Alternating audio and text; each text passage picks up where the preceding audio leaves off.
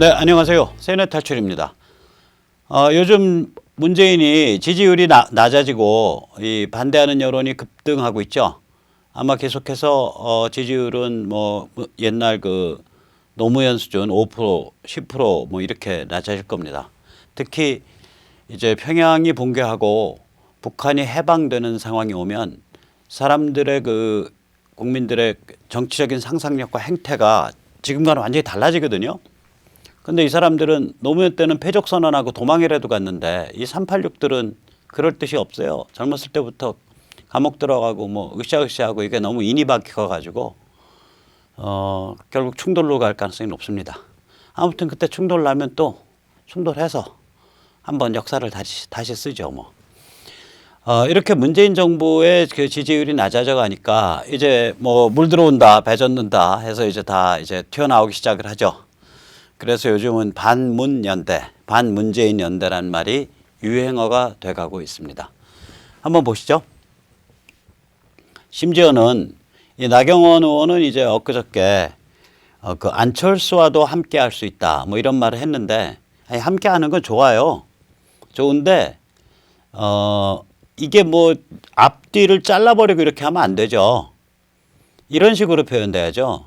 안 의원은 옛날에 요즘 세상에 빨갱이가 어디 있나요? 이런 말을 했는데, 실제로 지금 우리가 목도하고 있는 것은 대량학살 김일성 영생교가 설치고 그게 선이 되고, 그리고 대한민국 정부가 그거를 옹호하지 못해서 안 달라는 세상이다. 아마 안 의원도 이제는 생각이 많이 달라졌을 거다. 뭐 이런 식으로 한 자락 깔고 그 다음에 이렇게 생각이 바뀌었다면 우리 같이 할 수 있다. 뭐 이렇게 얘기를 해야지, 이걸 그냥 안철수와 함께 할 수 있다. 뭐 이런 소리를 하면 코미디가 되는 거죠. 한마디로 천박하고 상스러운 소리죠. 정치 사상의 지읒자도 모르는 그런 소리가 됩니다. 이 반문연대라는 건요, 이제 좀 다르게 표현하면 문재인에 반대하는 통일전선, 유나이티드 프론트라는 소리거든요. 그래서 오늘 이 통일전선에 대해서 좀 말씀을 여쭈고자 합니다. 제가 좀 건방지게 말했어요. 니들이 통일전선을 알간? 이 북한의 제일 무시무시한 데가 통일전선부죠. 통전부. 이 통전부가 이제 남쪽의 간첩과 종북을 컨트롤하는 이 컨트롤 센터입니다. 이제 의거 입북 간첩이라 그러는 게 있어요. 의거 입북 간첩이라는 건 자기 뜻에 따라서 자기 자유의지로 입북을 해서 간첩이 된 자. 이 의거 입북 간첩의 직장은 통전부로 발령나는 수가 많습니다. 얼마 전에 영화 지금 하고 있죠. 출국.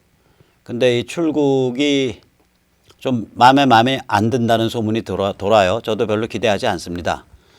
그거 그렇게 저는 개인적으로 그 오길남 박사 굉장히 욕보인 영화라고 생각합니다.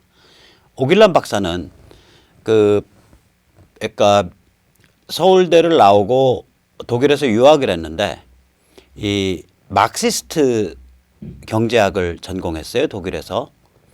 그래서 한국에서 이제 대학 교수라는 자리가 있었는데 부인이 그 콩팥이 안 좋아요. 그래서 부인의 콩팥 치료도 잘해주고 대학 교수로 엄청나게 띄워주겠다, 김일성 대학에서. 이런 식의 공작원의 꼬임에 넘어가서 내가 마크시스트 경제학을 가지고 북한에서 꿈을 펴보겠다라는 그런 황당한 생각을 하고 부인과 혜원, 규원 두 딸을 데리고 입북을 했습니다. 그래서 법률적으로는 의거 입북 간첩입니다. 입북을 해서 통전부에서 일을 했거든요. 이제 이게 오 박사, 저도 이제 오 박사랑 많이 연결해서, 왜 그러면 입북했다가 부인한테 야단 맞고 혼자 탈북을 했어요. 부인이 당신이라도 밖에 나가서 우리의 억울한 사정을 알리고 가능하면 우리를 구출해달라. 그래가지고 이제 다른 서유럽에 있는 이제 대한민국 사람들을 포섭해서 입북시켜라라는 밀명을 띠고 서유럽에 나온 다음에 연결고리를 끊었죠. 그리고 이제 가족을 살려내기 위해서 4년인가 5년을 대한민국 정부에 귀순하지 않고 그 북한에 있던 이제 북한 독일에 있던 특히 Y모 씨, K모 씨 요새 이제 세상이 무서워서 이런 거를 직접 거론했다간 골로 가는 수가 있어요. 이런 그 사람들을 이랑 같이 이제 그 사람들한테 야 우리 저기 가족 좀 빼주라. 당신이 소개해서 내가 북한 간 거 아니냐. 그렇게 울며불며 5년을 울며불며 했는데 또라이 취급받고 결국은 가족은 못 나오고 신숙자 씨는 죽고 그 다음에 그 정치범죄 용서서 죽었다고 생각이 돼요. 그 독일에 있을 때 바이올린 키고 유복하게 자라던 두 그 딸 지금 아마 지금 살아있으면 40은 안 됐을 거예요. 혜원, 규원 40 넘었겠다. 위에 혜원은 이 사람들은 뭐 완전히 짐승처럼 살고 있는 걸로 알려져 있어요. 저는 오 박사님이랑 개인적으로 친했습니다. 친하게 된 계기는 처음 만나자마자 선생님은 의거입북 간첩 아닙니까? 이 말을 했다고요.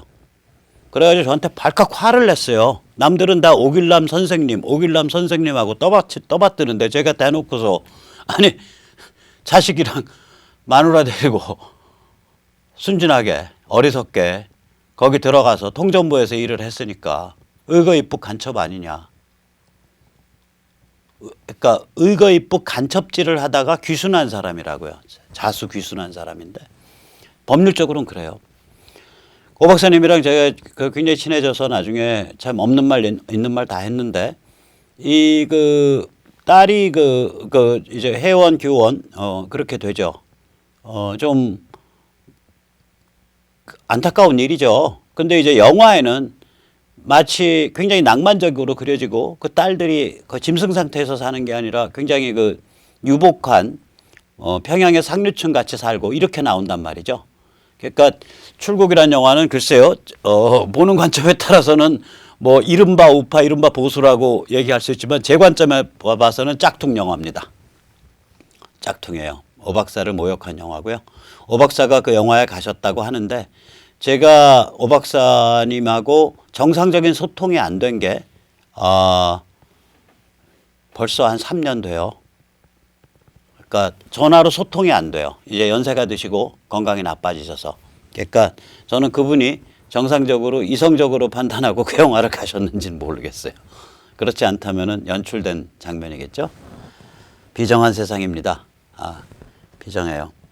자, 아무튼 이 북한의 통일전선부가 그렇게 무시무시한 데인데 이 이름이 일단 통일전선 아니에요.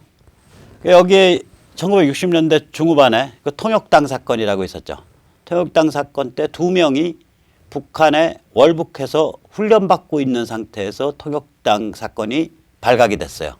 그러니까 훈련받던 사람들은 못 내려왔죠. 그중에 유명한 사람이 이진영 씨입니다. 이진영 씨는 이제 못 내려오고 북한의 그 통일전선부에서 오길남 박사가 들어가기 직전까지 80년대 초까지 일했습니다. 그래서 이진영 씨에 대한 스토리를 오길남 박사가 전하기를 숙청돼서 죽었다고 합니다. 그 숙청의 이유는 뭐냐? 통일전선부 사람들끼리 밥을 먹다가 그 식당에 걸려져 있는 김일성 사진을 보고 이 이진영 씨가 저 양반 잘생겼네 이 말을 했던 게 숙청의 이유입니다. 뭐? 위대한 수령님이 부르조와 양반이야? 임마 수령님을 양반에 들이대? 그래서 숙청됐다고 합니다. 그러니까 우리나라 종북 친북 다 숙청감이에요. 실제로는 넘어가면. 아무튼 간에 북한 버전의 통일전선이라는 거는 간첩 종북하고 민주파리, 인권파리, 평화파리, 민족파리 사이의 통일전선입니다. 이게 북한의 통일전선의 수순이죠. 민주, 인권, 평화, 민족, 복지 이 파리들과 간첩 종북 사이에 같이 라인업을 하는 거. 이게 북한의 통일전선이고요. 이 통일전선 잘 먹혀 들어갔죠. 지금 이러한 구조가 대한민국을 휩쓸고 있죠. 이 통일전선이라는 용어 자체는 원래 소련에서 유나이티드 프론트라는 얘기는 소련에서 1920년대 초에 나왔어요. 이 소련의 용어는 실제로 뭐냐면 자산가에 대한 모든 노동자의 연대투쟁입니다. 즉 노동자 사이의 통일전선입니다. 그러니까 노동자 조직이 정치 조직이 이것도 있고 B도 있고 C도 있고 D도 있을 때 B, C, D 사이 노동자 B, C, D 조직 사이의 통일전선입니다. 그래서 이 부르주아지에 대한 프롤레타리아트 여러 조직들 사이의 연대 통일전선이고 극좌 노선이죠. 왜 극좌라 하냐. 지금 서유럽의 사회주의자는 전부 거의 99.99% 3인당 사회민주주의자죠. 그러니까 혁명 없이 의회, 자유민주주의의 의회를 통해서 사회주의적 정책을 피고 또 선거에서 실패하면 다시 보수적 정책이 들어오고 이런 게임을 받아들이는 그 의회, 자유민주주의의 의회의 기능을 100% 수용하는 그러한 사회주의자들을 사회민주주의자라고 합니다. 이 사회민주주의적 그 흐름이 생긴 게 한 120년 전쯤 되는데요. 이 소련에서는 이 사회민주주의자조차 뭐라 그랬냐면 얘들은 사회 파시스트다. 사회 파시즘이다. 얘들은 사회주의자 아니다. 그래서 밟아버렸어요. 그러니까 통일전선 필 게 없죠. 통일전선이라는 건 결국은 극좌끼리 통일하자는 얘기가 되죠. 그게 소련의 1935년까지의 공식 입장입니다. 립서비스는 뭐 많아요. 예를 들어서 35년에야 나치즘, 파시즘에 대한 통일전선을 주장해요. 이게 얼마나 늦은 거냐면요. 이탈리아에서 파시스트 운동이 벌어진 거는 1919년, 20년이에요. 왜 그러면 이탈리아의 파시즘, 무솔리니 이게 집권한 게 1922년이거든요. 또한 독일에서 나치즘 운동이 벌어지기 시작한 건 1920년대 초예요. 그래서 그게 한 12년 동안, 13년 동안 운동이 진행되다 나치즘이 집권한 게 1933년입니다. 소련은요, 파시즘이 집권한 지 13년, 나치즘이 집권한 지 2년이 지나고 나서야 파시즘, 나치즘에 대한 통일전선을 우리 공산주의자들이 주도해야 된다. 이렇게 노선을 내렸어요. 근데 그나마도 그것도 립서비스예요. 이거 어디서 드러나냐? 1936년에서 한 2, 3년 동안 진행됐던 스페인 내전이 있습니다. 이 스페인 내전에서요. 그거 파플라 프론트죠. 그러니까 인민통일전선이에요. 우리말로 번역하자면. 그 정부 자체가 파플라 프론트 거버먼트예요. 인민통일전선 정부거든요. 그래가지고 스페인 내전은 그게 그 정부가 1935년에 들어서는데 그 정부가 들어선 다음에 리퍼블리칸들, 그러니까 프랑코파, 우파들이 공화파가 그 정부에 대해서 반란을 일으켜서 정부를 엎어버리죠. 그게 이제 스페인 내전인데 스페인 내전 때 소련이 계속해서 통일전선을 강조했다고요. 근데 립서비스예요. 단적인 예가 우리 반공문학의 아버지인 조지 오웰, 소설 1984년을 쓴 조지 오웰이 등장했다는 것 자체가 그 단적인 그 소련의 통일전선이라는 게 완전히 이건 구라였다라는 그 증거예요. 왜 그러냐면 조지 오웰이 사회주의자였어요. 그래가지고 이 사람이 1936년에서부터 펼쳐진 그 스페인 내전에 자원해가지고 이제 그 스페인 파쇼 무찌르겠다고 총 들고 싸운 사람이라고요. 아니 가봤더니 소련의 줄선 친소파 공산주의자들이 주도하면서 내부에 무슨 뭐 숙청을 한다, 적폐청산, 요새 나오는 적폐청산 한답시고 무정부주의자 끌어내서 총살시키고 트로츠키파, 그건 이제 스탈린과 반대되는 공산파죠. 트로츠키파 끌어내서 숙청하고 뭐 숙청해서 끌어내고 이거 내부에 싸울 생각은 안 하고 통일전선 하자는 놈들이 말로는 실제로 내부 숙청하느라고 모든 신경을 거기에 곤두세우는 거 보고서 이게 악마의 시스템이구나 해갖고 동물농장이나 1984 같은 책을 쓴 거예요. 조지 오웰이. 이 사람 사회주의자였다고요. 스페인 내전에 총 들고 싸운다고 스페인 내전까지 들어간 사람이에요. 그러니까 그 당시 1930년대 후반을 기준으로 해서 보면 소련은 입으로는 1935년부터 우리 통일전선 해야 돼. 우리 통일전선 해야 돼. 이제 모든 부르조아 정당 자산가들과도 힘을 합치고 상공인과도 힘을 합쳐서 자유민주주의 세력과도 힘을 합쳐서 저 파쇼 나치를 무찔러야 돼. 입으로는 그래요. 입으로는 그러는데 실제 그런 판이 벌어지면 무슨 짓 하냐. 어디에 몰두하냐. 내부 파벌 숙청에 몰두하는 겁니다. 그 단적인 예가 조지 오웰이 왜 전투적 사회주의자에서 철저한 반공사상가로 전환했는지, 그게 그 조지 오웰의 그 인생 자체가 소련이 말해왔던 1935년부터 말해왔던 통일전선이 얼마나 개판인 거짓말인가를 단적으로 증명합니다. 그래서 이 공산당이 참여하는 통일전선은 있었을까? 자유민주주의와의 통일전선은 세계 역사상 없었습니다. 공산주의자와 자유민주주의자 사이의 통일전선은 세계 역사상 존재한 바 없습니다. 공산주의자와 순진한 민족주의자 사이의 통일전선은 세계 역사상 사실상 여러 군데서 있었지만 가장 확실하게 존재한 데는 어디냐? 중국입니다. 거기 케이스를 한번 보죠. 이게 거의 세계 유일의 통일전선이에요. 45년 이전엔. 그 후에 이 모델이 베트남에, 인도차이나에 적용된 거예요. 베트남에 특히. 근데 1950년 이전에 세계 유일의 통일전선 모델이라고까지 말할 수 있는데,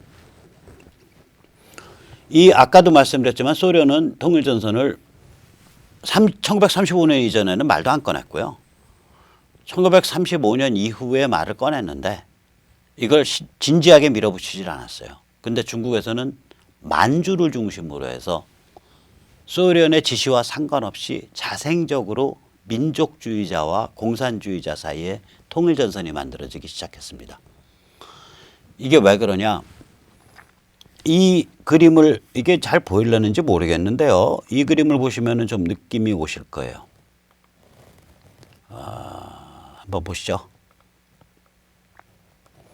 이 만주 전체하고요. 만주 전체하고 산동반도 아래까지, 요 동쪽, 요 연두색 부분이요. 이게 그러니까 장주오린, 그러니까 장씨 군벌레가 지배했어요. 이 장씨 군벌이, 장주오린이 원래는 그 깡패예요.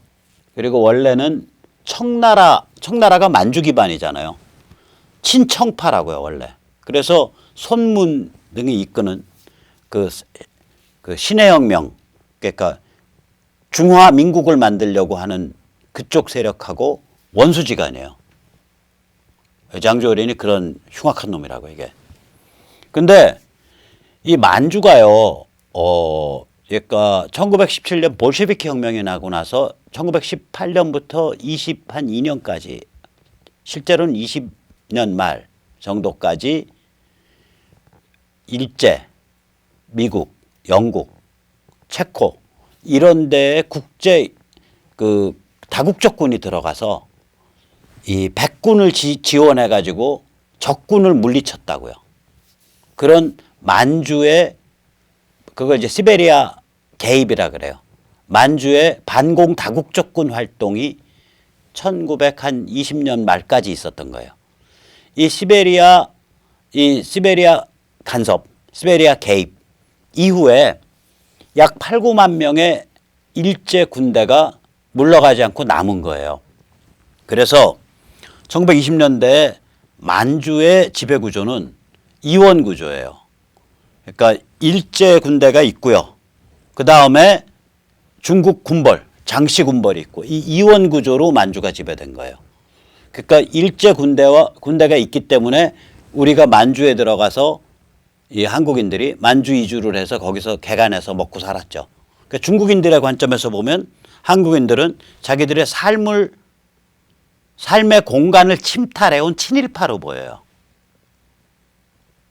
그 당시에 중국인의 관점에서 보면. 그런데 어쨌거나 이런 그 중국 장씨 군벌이 막강했는데 일제가 이게 거추장스럽거든. 그러니까 1928년에 폭탄을 설치해 가지고 이 장주올인 장씨군벌의 대장을 폭사시켜 버려요. 그래서 그 다음에 군벌 대장 된 사람이 누구냐? 그 큰아들 장쉐량, 장학량인데 이 장쉐량이 일제에 이를 갈고 아버지는 친청파였어요. 반국민당파였는데 장쉐량은 국민당으로 딱 돌아간다. 그때 국민당은 항일이거든요. 일제랑 대립하는 중국의 그 정치 세력이라고요. 개혁 정치 세력이라고요. 그러니까 장쉐량이 국민당파가 돼버려요. 그래갖고 일제에 계속 시비를 붙으니까 일제가 1931년에 만주사변을 일으켜서 군벌을 다 쫓아내버리죠. 그리고 그 이중구조, 그러니까 군벌, 중국 장씨군벌하고 일제와의 이중구조에서 1931년에 만주사변을 일으켜서 군벌 다 쫓아내고 만주를 괴뢰국으로 만든 거죠. 정식으로 만주국으로. 그러고 나니까 무슨 일이 붙었냐. 중국의 개나 소나 다 그냥 만주에서 전부 항일투쟁에 나선 거예요. 그 공산당, 그때 중국 공산당의 1930년대 중국 공산당의 80%는 조선인입니다. 80%가 조선인이에요. 중국 공산당 만주지국의 멤버십에 그게 한 1000명밖에 안 되는 조그만 조직인데 거기에 80%가 조선인들이에요. 그리고 관료, 유생, 상공인, 산적 이게 다 31년부터 전부 이제 항일투쟁에 붙은 거예요. 산적까지. 그러니까 이게 산적을 샤올린이라 그러거든. 살림. 농림이 아니라 무협지에 보면 농림이라고 나오죠. 그 농림이 아니라 살림이라고 불러요. 그래서 샤올린이라고 부르는데 샤올린인가 아무튼 뭐 그래요. 아무튼 산적까지 다 붙는데요. 그래가지고 이게 이제 항일전선 일종의 통일전선인 거예요. 그러면서 만주 중국인의 민족의식이 폭발한다고요. 1931년부터. 이 민족의식이 폭발하니까 무슨 짓 나오겠어요. 중국 공산당에서는. 중국 애들 입장에서 보면 저거 왜 조선인들 정당이야? 중국 공산당이. 그러니까 이 중국 공산당이 되려면 중국 국적 취득해가지고 이제 중국 공산당 만주지국. 그러니까 김일성도 그 중에 하나예요. 20살짜리가 그때. 그래가지고 중국 공산당 만주지국 아래 중국인들 멤버십이 급팽창하면서 이 중국인들이 위에 있는 이 조선인들을 다 숙청을 한다고. 무지하게 잔인한 숙청해요. 막 테러예요, 테러. 그냥 잡아다가 작두로 목 썰어 죽이고 감춰준다고 끌어내다가 작두로 손목 끊고 발목 끊고. 그러니까 지금 중국 정부가 인정하는 조선족 중국 공산당으로 당시에 죽은 사람들, 조선동포 중국 공산당으로 그 사람들만 한 500명 될걸요. 그러니까 800명 중에 500명 주고 중국 인정하는 것만. 그러니까 김일성 같이 그때 안 죽고 빠져나간 놈. 그러니까 김일성 그 자서전 세기를 향하여인가?